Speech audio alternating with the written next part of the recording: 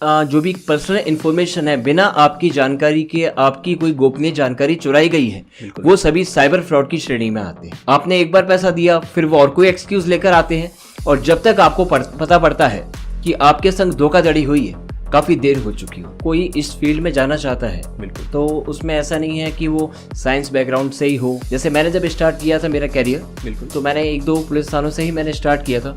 आज मेरा ये है, मैं पूरे राजस्थान के पुलिस थानों का संपर्क में है मेरे। हेलो सर, आपको एक कॉल आपके कार्ड से संबंधित किया जा रहा है। सर बताना चाहूंगी कि आपके खाते को 50,000 की लॉटरी लगी है। सर आपका एटीएम कार्ड एक्सपायरी होने वाला है। तो सर सबसे पहले तो आपका बहुत बहुत स्वागत है एक बार फिर से हमारे शो के अंदर। कैसे है सर आप? मैं बिल्कुल, जैसा कि हमने पहला एपिसोड शूट किया, लोगों ने उसको बहुत ज़्यादा प्यार किया है।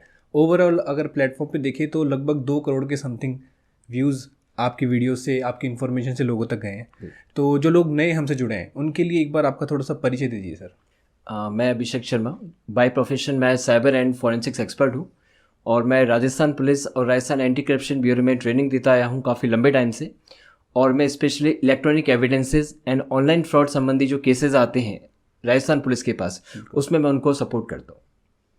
तो सर इसमें किस तरीके की आपकी पढ़ाई हुई है? क्योंकि जो भी हमने पिछला एपिसोड शूट किया था उसमें सबसे बड़ा सवाल ये था कि हमें भी साइबर क्राइम एक्सपर्ट बनना है। तो साइबर क्राइम एक्सपर्ट बनने का क्या प्रोसेस है, किस तरीके की आपको पढ़ाई करनी होगी, उसके बाद आपको कहाँ से डिग्री लेनी होगी, कौन सी यूनिवर्सिटीज़ इसके लिए अच्छी है, क्या कोर्सेज होंगे, उसके बारे में एक थोड़ा डिटेल में बता दीजिए, जिससे सब दर्शकों को जो भी सवाल है वो एक बार में पूरे दूर हो जाए। देखिए, ग्रेजुएशन जो था मेरा, मैंने ग्रेजुएशन में BSc IT किया है सिक्किम मणिपाल यूनिवर्सिटी से। बिल्कुल। उसके बाद जो भी नेसेसरी कोर्सेज होते हैं साइबर एंड फॉरेंसिक्स के, मैंने वो किए हुए हैं।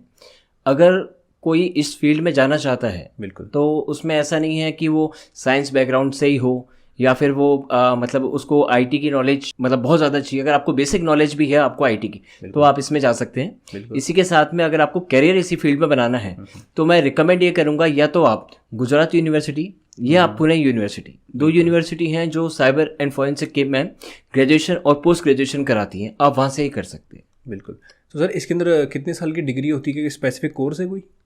देखिए, ऐसा होता है कि इसमें अगर आपने ग्रेजुएशन करा हुआ है तो आप इसमें पोस्ट ग्रेजुएशन भी आप कर सकते हैं। जैसे कि MSc आप फॉरेंसिक्स में कर सकते हैं, या MSc आप साइबर में कर सकते हैं, जो कि 2 साल का होता है। तो जैसे आपने डिग्री ले ली, तो डिग्री लेने के बाद क्या प्रोसेस होता है? मतलब पुलिस के संग काम करने के लिए आपको किस तरीके से अप्लाई करना? देखिए, इसमें तो क्या है कि सेल्फ लाइसेंसिंग से होता है। अच्छा। आप जिस एरिया में रहते हैं, आप वहाँ के जो थाने हैं वहाँ पे आप संपर्क कर सकते हैं। आप अपनी प्रोफाइल आप शेयर कर सकते हैं कि मैं बाय प्रोफेशन में साइबर का मैंने ये डिग्री की है या मैंने कोर्स किया है, ठीक है। और छोटे मोटे जो केसेस होते हैं आप उसमें पुलिस की हेल्प करिए। जब एक ट्रस्ट वाली एक बात होती है, ठीक है, जब आपका ट्रस्ट बनेगा तो जैसे मान लीजिए आप किसी इन्वेस्टिगेशन ऑफिसर के संग आप वर्क कर रहे हैं, उन इन्वेस्टिगेशन ऑफिसर का किसी दूसरे थाने पर या दूसरे सिटी में अगर ट्रांसफ़र होता है तो वो आपको वहाँ पर भी बुलाएंगे। तो इसी तरह से आपकी जो लाइजनिंग है वो सभी थानों पर धीरे धीरे करके होगी। जैसे मैंने जब स्टार्ट किया था मेरा कैरियर बिल्कुल, तो मैंने 1-2 पुलिस थानों से ही मैंने स्टार्ट किया था। आज मेरा ये है, मैं पूरे राजस्थान के पुलिस थानों का संपर्क में है मेरे। राजस्थान के साथ में मैं उत्तर प्रदेश, मध्य प्रदेश, गुजरात और पंजाब, इन 4 और स्टेट्स में मैं अपनी सर्विसेज प्रोवाइड करा रहा हूँ।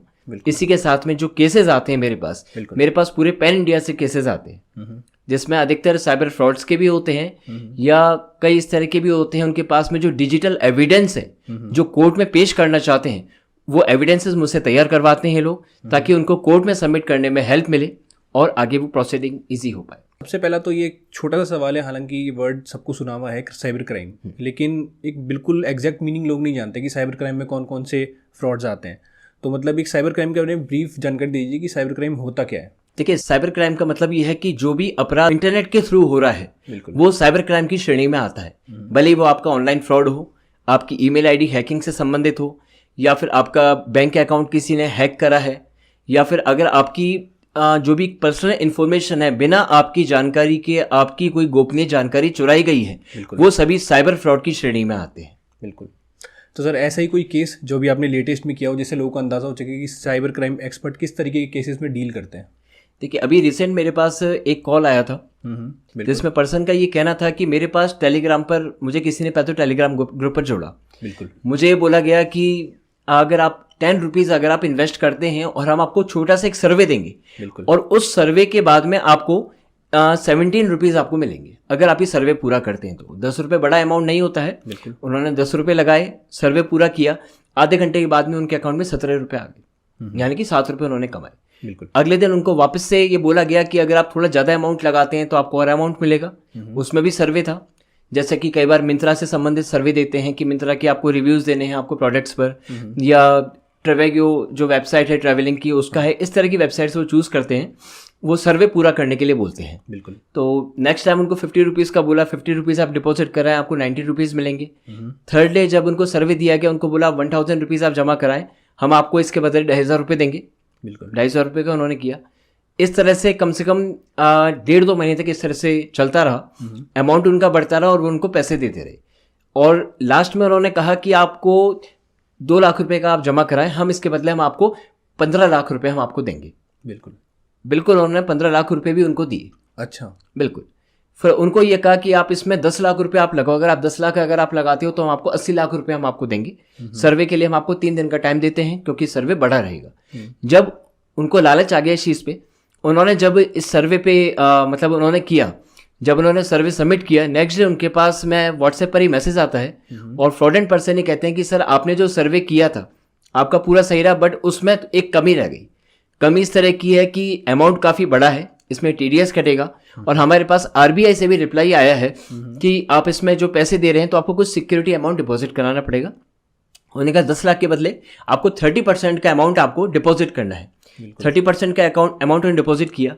उसी के साथ में जिस टेलीग्राम ग्रुप पर वो जुड़े हुए थे, उन्होंने और लोगों से भी क्वेरी की कि क्या आपके संग भी इस तरह का कोई दिक्कत हुई है क्या। तो उनमें से 3-4 लोगों ने भी ये कहा कि हमारे संग भी ये दिक्कत हुई थी, जैसे ही हमने अपना सिक्योरिटी अमाउंट डिपॉजिट कराया हमारा पूरा अमाउंट क्लियर हो गया और जो निर्धारित उन्होंने जो अमाउंट बताया था वो अमाउंट पूरा आ गया।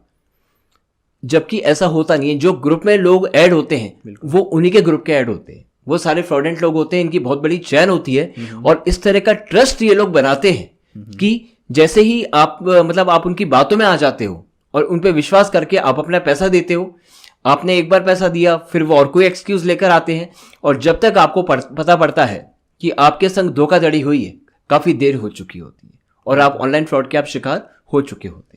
जिस तरीके से आपने बताया कि अगर कंफर्मेशन किसी को करनी है, तो जैसे अगर मैं इस चैनल से करता हूँ कि या किसी वेबसाइट से, पहली बात तो ये एक ऑथेंटिक वेबसाइट्स का नाम लेते हैं। बिल्कुल। उनके सर्वे का नाम लेते हैं तो इंसान को विश्वास थोड़ा हो जाता है।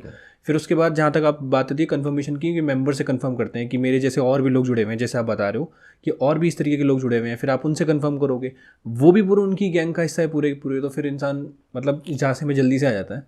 इसके लिए आप ये कर सकते हैं कि हर एक वेबसाइट के कस्टमर केयर नंबर होता है। बिल्कुल। या फिर उनकी एक ईमेल आईडी होती है, आप उनको मेल कर भी आप इसका पूछ सकते हैं कि मेरे पास में इस तरह का कोई सर्वे आया है, क्या आपने इस तरह का कोई कैंपेन आपने रन करा हुआ है क्या। अगर उन्होंने कोई कैंपेन रन नहीं करा हुआ है तो वो आपको बता देंगे, और अगर उनका कोई जेन्युइन कैंपेन भी है तो आपको उसका लिंक भी वो शेयर कर देंगे कि सर हमारे द्वारा सिर्फ एक कैंपेन रन करा गया है। बिल्कुल।